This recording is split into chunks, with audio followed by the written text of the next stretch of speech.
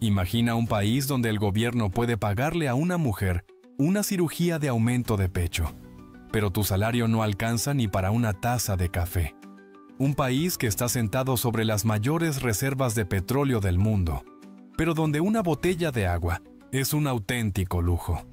Una tierra donde hay más oro que en toda América y que ocupa el 4º lugar mundial en gas, y aún así, su moneda vale menos que el papel. En sus montañas y selvas, aún viven pueblos que no conocen la civilización y no llevan ropa. Y en sus ciudades, hay una fábrica de reinas de belleza que ha dado al mundo más Miss Universo que cualquier otro país. Esto es Venezuela. No es solo un país de contrastes, es un choque, un absurdo y una tentación en estado puro. Hoy nos sumergiremos en su mundo para entender cómo una tierra riquísima, con las mujeres más hermosas del planeta, se convirtió en un abismo económico donde la belleza se volvió una forma de supervivencia. Capítulo 1. Dinero que no vale nada. Venezuela es un tesoro natural. Está situada en el norte de Sudamérica, limita al norte con el Mar Caribe, al este con Guyana, al sur con Brasil y al oeste con Colombia. Su extensión y diversidad geográfica la convierten en un país único. Desde las selvas del Amazonas, las vastas sabanas de la Gran Sabana, las montañas andinas de Mérida, la costa del Mar Caribe, hasta los desiertos de los médanos de Coro. Aquí habitan especies únicas de aves, anfibios y peces que solo se encuentran en sus ríos y selvas. Desde el majestuoso guacamayo rojo hasta pequeñas ranas de vivos colores en los tepuyes. Sus montañas, ríos y cascadas parecen sacados de otro planeta. Entre ellas destaca el Salto Ángel, la cascada más alta del mundo, cuya grandeza impresiona a cualquiera que tenga la suerte de contemplarla. Y el origen de su nombre esconde una historia de aventura épica que, sin duda, te sorprenderá, pero de eso hablaremos más adelante. Su población supera los 30 millones de habitantes, aunque la mayoría se concentra en ciudades como Caracas, Maracaibo, Valencia y Barquisimeto. Y es precisamente en estas urbes donde la gente se enfrenta primero al enemigo más temible de la Venezuela moderna: la hiperinflación. ¿Qué es la hiperinflación? Olvida los términos aburridos. Imagina esto. Te despiertas por la mañana y tu café cuesta 1,000 bolívares. A mediodía su precio ya es de 2,000. Por la noche, 5,000. Tus ahorros, los que guardaste toda tu vida, en un mes no valen nada. En el punto más alto de la crisis, los venezolanos tenían que llevar el dinero en mochilas para comprar un pollo.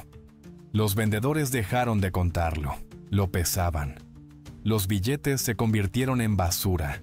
Literalmente, la hiperinflación afectó y sigue afectando no solo a los precios de los alimentos. Todo, desde el transporte hasta la electricidad, comenzó a encarecerse a una velocidad vertiginosa. Hoy la tasa oficial es de alrededor de 146 bolívares por dólar, pero el salario mínimo sigue siendo de 130 bolívares al mes, es decir, menos de $1. Con ese dinero no es posible cubrir ni las necesidades básicas. La paradoja es que, a pesar de poseer las mayores reservas de petróleo, oro y gas del mundo, el país vive una realidad en la que la vida se vuelve cada vez más cara y el dinero pierde su sentido. ¿Cómo sucedió esto? En pocas palabras, la adicción al petróleo, las decisiones políticas y el control total de la economía. En su día, Venezuela fue el Dubái latinoamericano. El dinero corría a raudales, pero en lugar de desarrollar otros sectores, todo se apostaba al oro negro. Y luego, cuando los precios del petróleo cayeron, el gobierno simplemente empezó a imprimir dinero para cubrir los gastos. Más dinero significa menos valor. Así comienza la espiral destructiva. Y en este abismo nace el culto más extraño del mundo: el culto a la belleza. Capítulo 2. Cuando la belleza es la única moneda. ¿Cómo sobrevivir cuando tu salario es menos de $1 al mes? Para muchas mujeres venezolanas la respuesta fue una: volverse bellas. Bellas hasta lo indecente, hasta lo absurdo. Venezuela es la fábrica mundial de reinas de belleza. Ha ganado más concursos internacionales de Miss Universo que cualquier otro país. En total, 24 títulos en las 4 competencias más importantes. 7 en Miss Universo, 6 en Miss Mundo, 9 en Miss Internacional y 2 en Miss Tierra. Es una idea nacional. Y aquí está el dato más impactante. Para mantener ese liderazgo, el país implantó una política que apoyaba la formación en modelaje, estética y cirugía plástica, hasta el punto de que el propio gobierno subvencionaba cursos de belleza y procedimientos quirúrgicos, incluyendo rinoplastias y aumentos de pecho, con el objetivo de promover esa belleza asociada como un valor nacional. Estas iniciativas formaban parte de los esfuerzos por reforzar la imagen de Venezuela como la nación con las mujeres más bellas del planeta. En un país donde se derrumbaron la educación y la medicina, la industria de la belleza prosperaba. Surgió una contradicción espantosa. Mientras unos buscaban comida en los contenedores de basura, otros ahorraban para implantes de silicona. La estética se volvió más importante que la ética, la supervivencia y el sentido común. Pero quizás eso mismo era el sentido común en aquellas condiciones. Esa obsesión con la apariencia se refleja incluso en la naturaleza de Venezuela. Es tan extremadamente hermosa como peligrosa. Capítulo 3. Paraísos con monstruos. Si piensas que lo más terrible de Venezuela es la economía, entonces nunca has oído hablar del candirú. En los ríos cristalinos de la Amazonía que fluyen aquí vive un diminuto pez casi transparente. Tú ni siquiera lo notarías, pero él sí te notará a ti. Al candirú lo atrae el olor de la orina. Si decides orinar en el río, este pez puede ser atraído por el flujo de la orina e incluso intentar penetrar en la uretra, es decir, introducirse dentro del órgano sexual masculino. Sí, lo entendiste bien. Con sus espinas se abre por dentro como un paraguas y solo puede ser extraído mediante cirugía. Los lugareños dicen que el dolor que provoca es uno de los más terribles de la tierra. Bienvenido a la naturaleza salvaje de Venezuela. Aquí todo está llevado al extremo. En esos mismos ríos nada una anaconda de 12 metros, la serpiente más grande del mundo. Por las sabanas deambulan los capibaras, roedores gigantes del tamaño de un cerdo que parecen el resultado de un experimento fallido.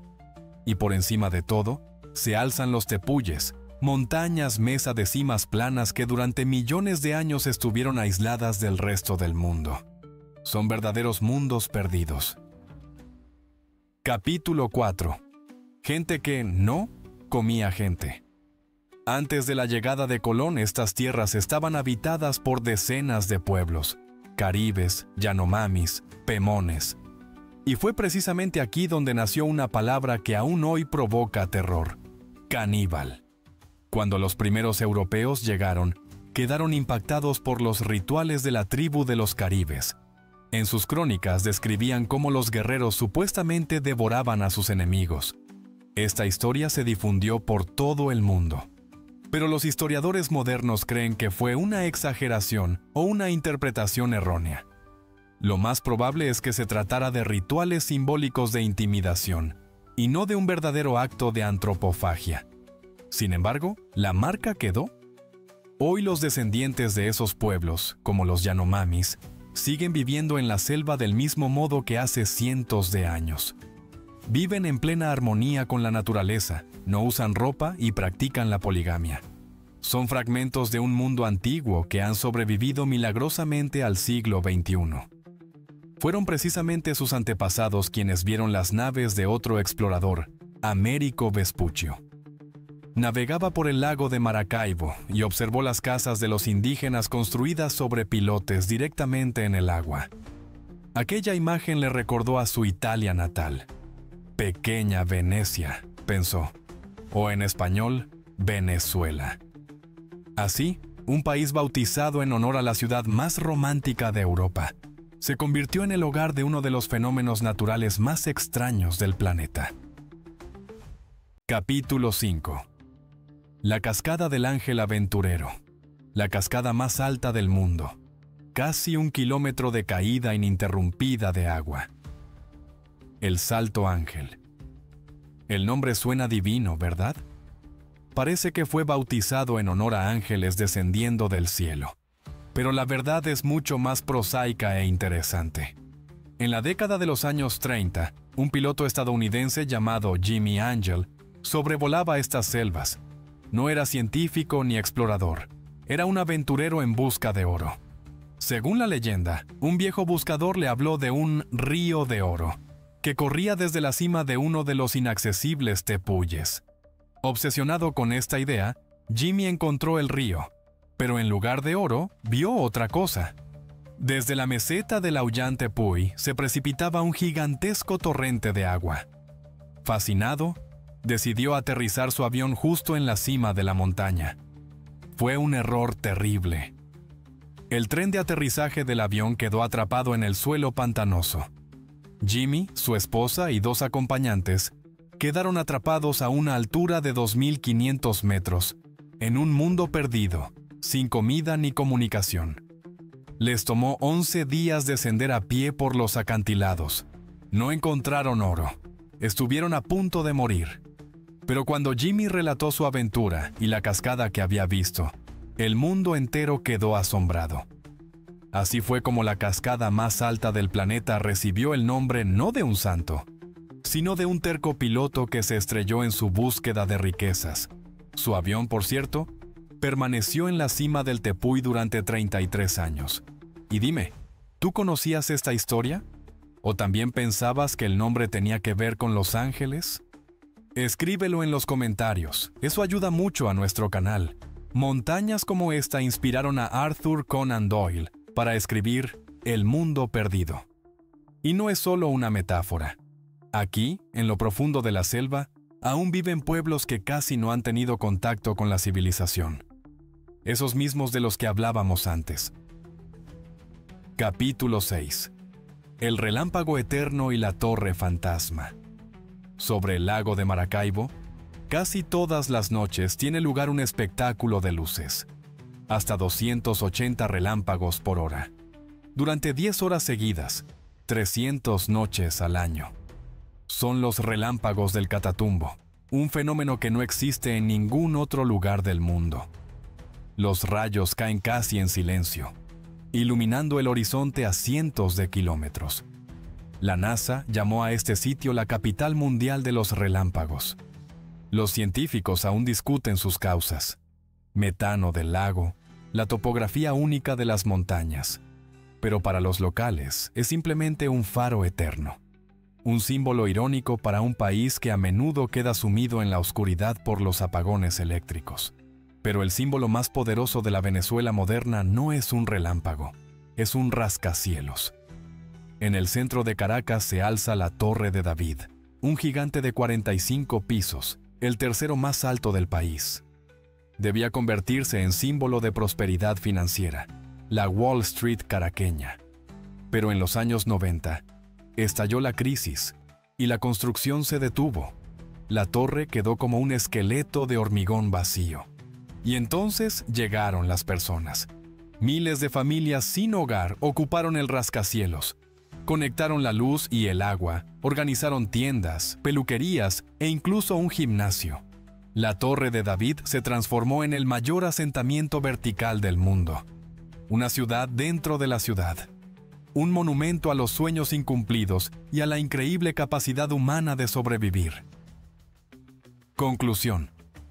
Venezuela enseña que no es el país el que hace felices a las personas, sino que la gente crea la felicidad incluso en las circunstancias más difíciles, y quizá en eso se encuentre su mayor secreto. Si estás de acuerdo, dale un me gusta y suscríbete a Historias de los Siglos. Aún quedan muchas más historias que te harán reflexionar.